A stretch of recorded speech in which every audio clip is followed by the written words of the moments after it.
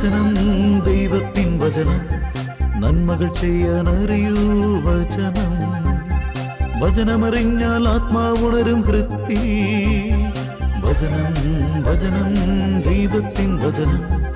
വചനം വചനം ദൈവത്തിൻ വചനം.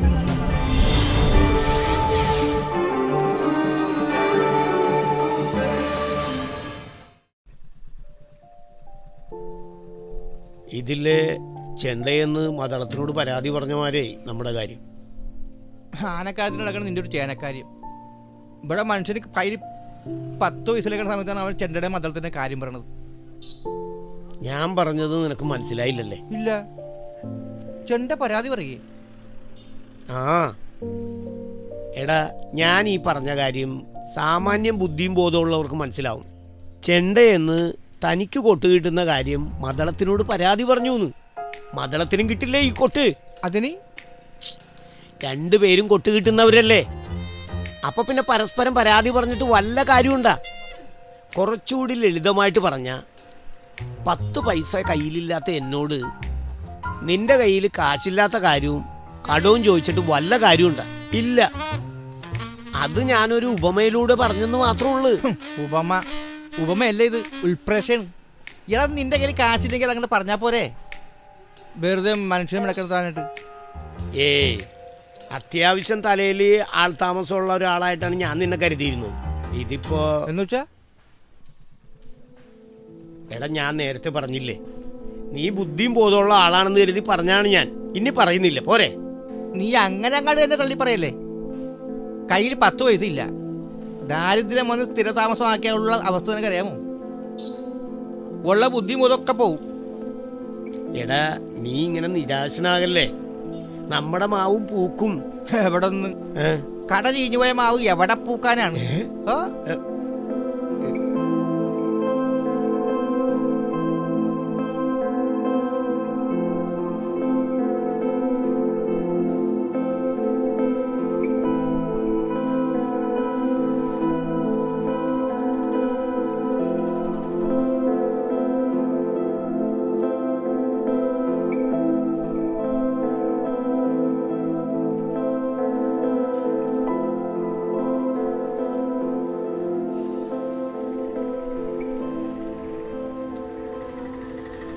അതെ, ഈ ബാഗ് എനിക്ക് വഴി കിടന്ന് കിട്ടിയതാണ്.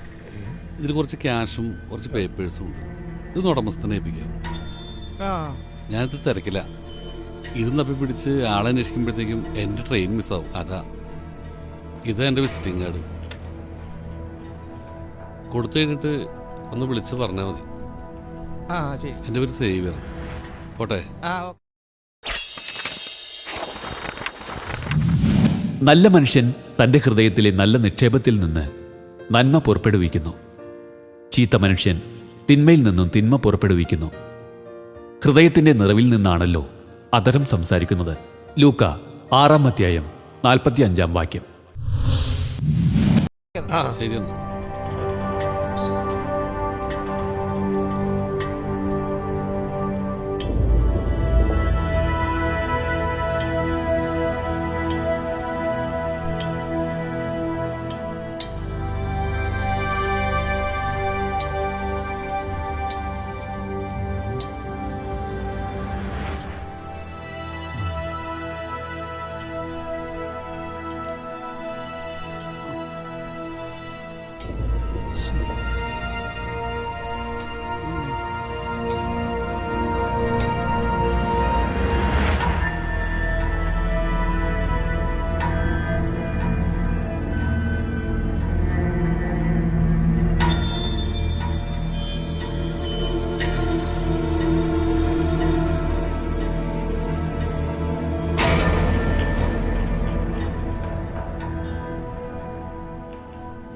ചേട്ടൻ എന്താ നോക്കുന്നത്?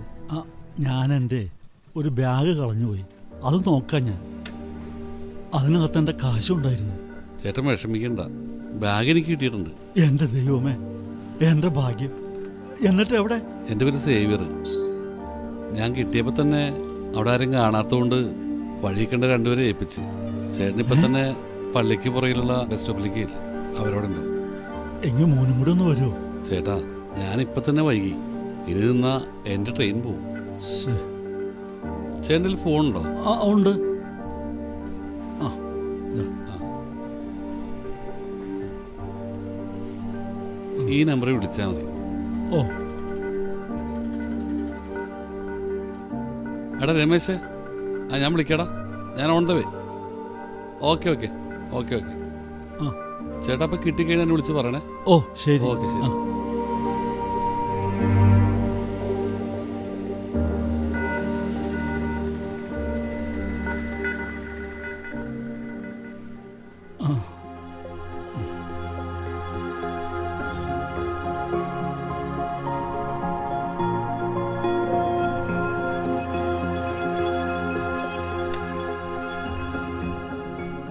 ഇനി ഈ വണ്ടി ആ ലോറൻസ് ചേട്ടൻ എന്ന് വെറുതിട്ട് ഓടിക്കുമെന്നാണ് ഞാൻ ആലോചിക്കുന്നത്.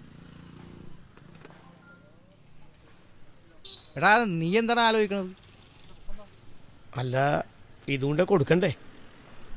അതിന് ഇത്ര ആലോചിക്കണം? അതെ, അത് ശരിയാണ്. ഇതുകൊണ്ട് ആ ജോണെന്ന് പറയുന്ന ആൾക്ക് കൊടുത്താൽ മതി. ഇത്രയൊരു നിസ്സാര പ്രശ്നം നമ്മൾ രണ്ടുപേരും ഇത്രയും ആലോചിക്കണമെന്നുണ്ടെങ്കിലേ അതിൽ ഒരു കാര്യമില്ലേ? ഉണ്ടോ? പിന്നല്ലാതെ. അല്ല, നീ എന്താ ആലോചിച്ചത്? അത് വിട്, നീ എന്താ ആലോചിച്ചത്? ഞാനല്ലേ ആദ്യം ചോദിച്ചത്, അപ്പോ നീ തന്നെ പറയും, നീ എന്താ ആലോചിച്ചത്? നമുക്ക് രണ്ടുപേർക്കും കാശിന് ആവശ്യമുണ്ട്. വഴിയരികിൽ വെറുതെ നിന്ന നമ്മുടെ കയ്യിൽ തന്നെ ഈ കാശ് കൊണ്ടുവന്ന് തരേണ്ട വല്ല കാര്യമുണ്ടാ? അത് ഇല്ല. ബാഗ് കൊണ്ടുവന്ന ആളിനി നമ്മളെ രണ്ടുപേരെ അറിയില്ല, നമുക്ക് അയാളെ അറിയില്ല. എല്ലാം കൊണ്ടും നമ്മളുടെ പ്രശ്നങ്ങൾ തീർക്കാൻ ഒരു വഴി ദൈവം തുറന്നു തന്നതായിരിക്കോ? ഇതൊക്കെയാണ് ഞാൻ ചിന്തിച്ചത്. നീയാ? ഈ ഏതാണ്ട് ഇതുപോലെ അല്ലെങ്കിലും ആ, ഉദ്ദേശശുദ്ധി ഇത് തന്നെയായിരുന്നു.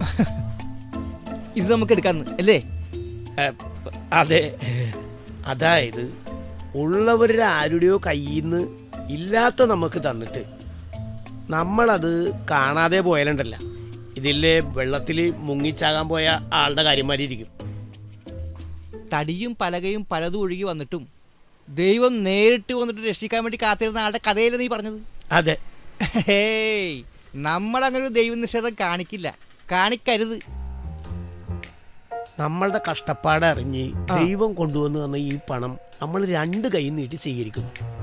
എന്താ? അതെ, ദൈവം അഴിച്ചെന്ന ആദ്യത്തെ തടിയനെ നമ്മളങ്ങോട്ട് സ്വീകരിക്കും. ഇതിനകത്തുള്ള പണം എടുത്തിട്ടേ ഈ ആധാറും പേപ്പറും ഒക്കെ അങ്ങോട്ട് മാറ്റി വെച്ചിട്ടേ ഇതങ്ങോട്ട് ഇവിടെ ഒളിപ്പിച്ചങ്ങോട്ട് വെച്ചാലാ. മനുഷ്യൻ തന്റെ മാർഗം ആലോചിച്ചു വയ്ക്കുന്നു, അവന്റെ കാലടികളെ നിയന്ത്രിക്കുന്നത് കർത്താവാണ്. സുഭാഷിതങ്ങൾ 16-ാം അധ്യായം 9-ാം വാക്യം. ഓ, ഒരു തീരുമാനത്തിലെത്താൻ വേണ്ടി ഞാൻ പെടാപ്പാട് വിടുകയായിരുന്നു. അപ്പോഴാണ് നീ പെട്ടെന്നൊരു തീരുമാനത്തിലെത്തിയത്. അല്ല, ഇനിയൊരിക്കലേ നമുക്ക് പണം തന്ന ആള് അയാള് സംഗതി ഏൽപ്പിച്ചോന്ന് ചോദിച്ചാ? ഏൽപ്പിച്ചു. ആ ഭാഗത്ത് തന്നെയുള്ള അയാളെ പരിചയമുള്ള ഒരു വർഗീസിനെ അങ്ങോട്ട് ഏൽപ്പിച്ചു. അല്ല, അതാര? എടാ, ഇത് ഉപമയൊന്നും അല്ല, ഒരു നുണ. അങ്ങനെ ഒരാളെ ഏൽപ്പിച്ചു എന്നൊരു നുണ പറയുന്നു. അപ്പൊ പിന്നെ നമ്മള് സേഫ് ആകുമല്ലോ അല്ലേ? 100%. അല്ല, അയാള് ചിലപ്പോ ഒരു പണക്കാരനല്ല, പാവപ്പെട്ടവനാണെങ്കിലോ? ആവശ്യമില്ലാത്ത അനാവശ്യ ചിന്തകൾ വരുന്നതേ ദൈവം നേരിട്ട് വന്ന് രക്ഷിക്കുമെന്ന് വിചാരിച്ച ആളിന് തുല്യമാണ് ട്ടാ.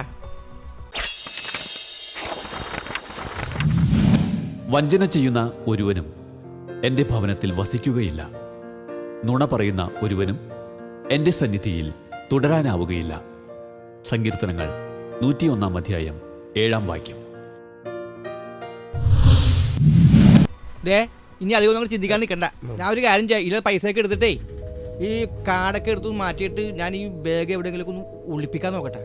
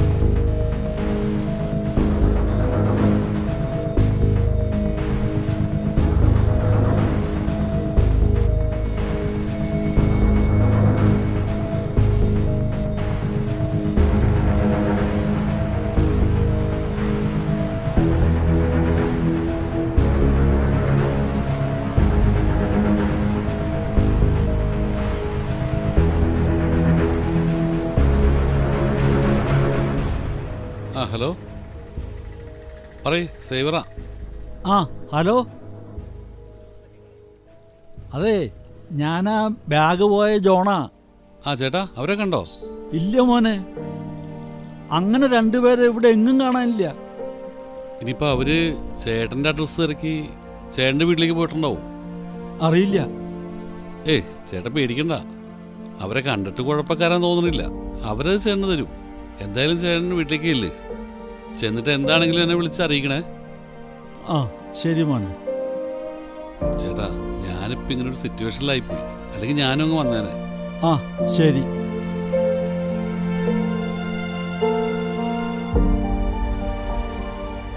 ഇനി അവന്മാരതുമായിട്ട് മുങ്ങും.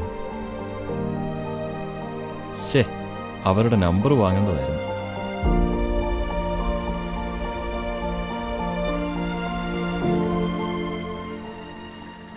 ഹലോ.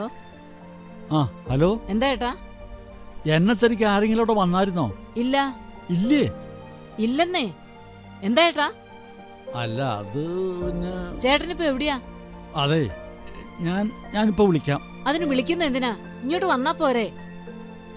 ദേ, അവിടെ എവിടെയും കറങ്ങി നടന്ന് ആ കാശ് സൂക്ഷിച്ചോണം.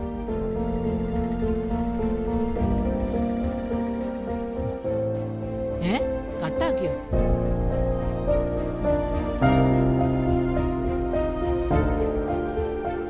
ഹലോ. ഞാൻ പറഞ്ഞത് ചേട്ടൻ കേട്ടില്ലേ? ഞാൻ കേട്ടു. അതിന് മറുപടി ഒന്നും പറയാതിരുന്നോണ്ടാ ഞാൻ വിളിച്ചത്. കാശ് സൂക്ഷിക്കണോന്ന്. ആന്ന്. ഹാ, അതിന് ദേഷ്യപ്പെടുന്ന എന്തിനാ ചേട്ടാ? അതെ, അത് എന്താ? ബാഗ് എന്റെ കയ്യിൽ നിന്ന് കളഞ്ഞുപോയി. അപ്പൊ കാശോ? കാശ് അതിനകത്താ. എന്റെ മാതാവേ, നിങ്ങളിപ്പോ എവിടെയാ മനുഷ്യ? ഞാനിപ്പോ പള്ളിയുടെ പിറകിലുള്ള ബസ് സ്റ്റോപ്പില്. ബസ് കയറി എവിടെ പോവാ? സൈക്കിളില്ലേ? അപ്പം ബസ് കയറി പോവാനല്ല, അയാള് ഇവരുടെ കയ്യിൽ ബാഗ് കൊടുത്തത് ഇവിടെ വെച്ചല്ലേ. ആരുടെ കൈ ബാഗ് കൊടുത്തു? നിങ്ങൾ എന്താ മനുഷ്യ ഈ പിച്ചും പേയും പറയുന്നു? അത് ഞാൻ അങ്ങോട്ട് വന്നിട്ട് പറയാം. ഇങ്ങോട്ട് കാശും കൊണ്ടല്ലാതെ വരരുത്. അതെ, നിങ്ങൾ അവിടെ നിൽക്കുക, ഞാൻ അങ്ങോട്ട് വരാം. പള്ളിയുടെ പുറകിലല്ലേ?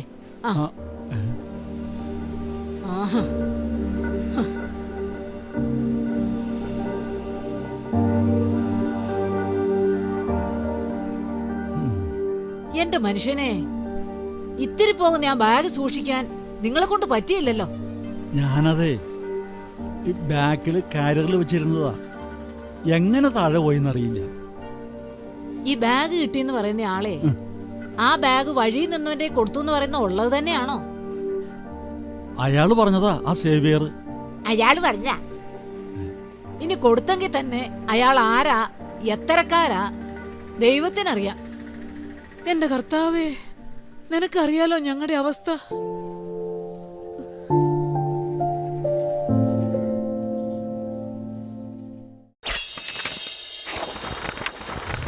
ഒന്നിനെക്കുറിച്ചും ആകുലരാകേണ്ട.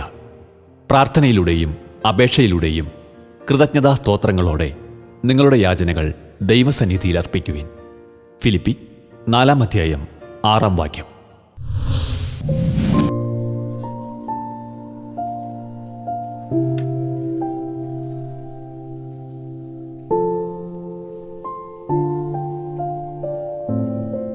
നീ അവിടുന്ന് വരണ കണ്ടായിരുന്നു ഞാൻ. എന്താ നിന്റെ കണ്ണുമോകം അല്ലാണ്ടിരിക്കണത്? ഇന്നലെ ഒരു പോളെ കണ്ണടച്ചിട്ടില്ല. കൊച്ചിന് നല്ല പനി, കരച്ചിലാണെങ്കിൽ നിർത്തണമില്ല. അപ്പനാണെങ്കിൽ മര്യാദക്ക് നടന്നോന്ന് വെച്ച മനുഷ്യനാ. ഇന്ന് കാലത്ത് സ്റ്റെപ്പ് ഇന്ന് വീണ് കാല് വിളുങ്ങി.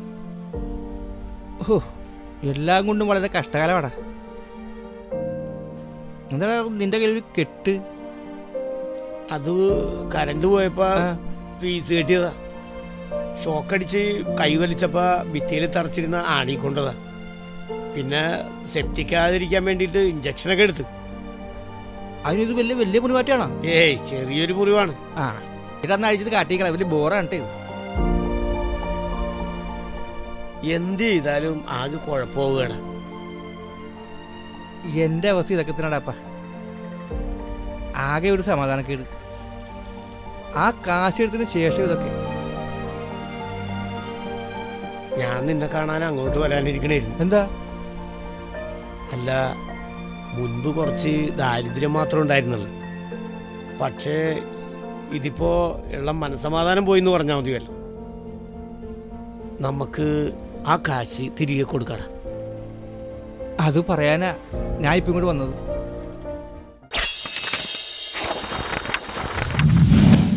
കള്ളം പറയുന്ന നാവ് നേടിത്തരുന്ന സമ്പത്ത് പെട്ടെന്ന് തിരോഭവിക്കുന്ന നീരാവിയും മരണത്തിന്റെ കെണിയുമാണ്. സുഭാഷിതങ്ങൾ 21 അധ്യായം 6 വാക്യം.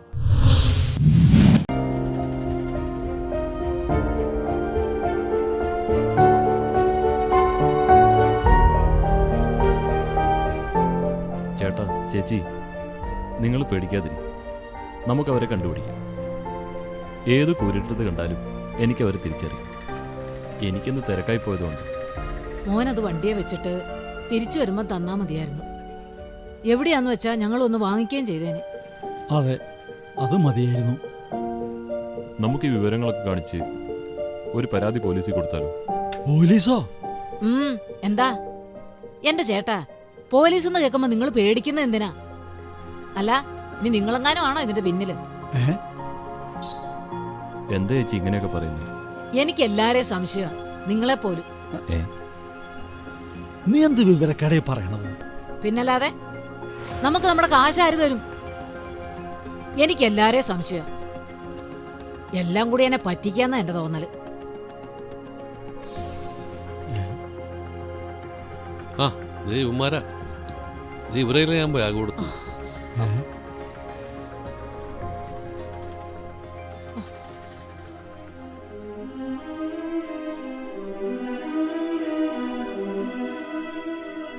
സേവറെ, ചേട്ടാ, ഞങ്ങൾ ആ കാശി മനഃപൂർവ്വം തരാതിരുന്ന കഷ്ടപ്പാടിന്റെയും ദാരിദ്ര്യത്തിന്റെ ഒക്കെ പുറത്ത് ഞങ്ങൾ അങ്ങനെ ചെയ്തു പോയതാ. ആഹാ, അത് കൊള്ളാലോ.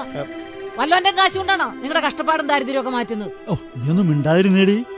ദാ, ഇതിന്റെ അകത്ത് 25,000 രൂപ ഉണ്ട്. അതെ, അതിനകത്ത് എത്ര കാശുണ്ടെന്ന് ഞങ്ങൾക്ക് നല്ല കൃത്യമായിട്ട് അറിയാം. ഞങ്ങളെ പറഞ്ഞു പഠിപ്പിക്കണ്ട. ഓ, നീ ഒന്നും മിണ്ടാതിരി. ഇപ്പൊ ഇതിൽ 15 ഉള്ളൂ. അത് ബാക്കി 10,000 രൂപ 2 ആഴ്ചക്കുള്ളിൽ എങ്ങനെയെങ്കിലും ഞങ്ങൾ ഈ ചേട്ടനെ കൊണ്ടുവന്ന് ഏൽപ്പിച്ചു. ഇതിപ്പോ പിടി. ചേട്ടാ, ഞാൻ പോകണം. അല്ല, അതിപ്പോ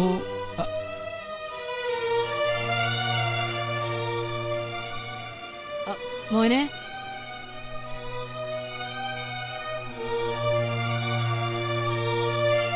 മോനെ, കാശ് നഷ്ടപ്പെട്ട ആ വിഷമത്തില് ഞാൻ അങ്ങനെയൊക്കെ പറഞ്ഞു പോയതാ. വിശ്വാസം അത് നമുക്ക് ആരെയും പറഞ്ഞു പഠിപ്പിക്കാൻ പറ്റില്ലല്ലോ ചേച്ചി. ഞാൻ അവരെ വിശ്വസിച്ചു, ഈ ചേട്ടനെയും വിശ്വസിച്ചു. അതുകൊണ്ടാണല്ലോ അവരെ ബാഗ് ഏൽപ്പിച്ചതും വഴി കണ്ട ഈ ചേട്ടനെ വിളിച്ച് വിവരം പറഞ്ഞതും. എന്നോട് ക്ഷമിക്കും മോനെ. 2 ആഴ്ച സമയം പറഞ്ഞെങ്കിലും ഉണ്ടല്ലോ, അതിനു മുന്നേ ഈ കാശി ഞങ്ങൾ ഇവിടെ കൊണ്ടുവന്ന് ഏൽപ്പിക്കും. അതെ, പിന്നെ സേവറേ, വളഞ്ഞ വഴി ശാശ്വതമല്ലെന്നും നിങ്ങളെപ്പോലെ സത്യസന്ധരായ ആളുകളുടെ ഇങ്ങനെയുള്ള പെരുമാറ്റമാണ് സമാധാനവും സന്തോഷവും ഐശ്വര്യമൊക്കെ തരുന്നതെന്ന് ഇത് ഞങ്ങളെ പഠിപ്പിച്ചു.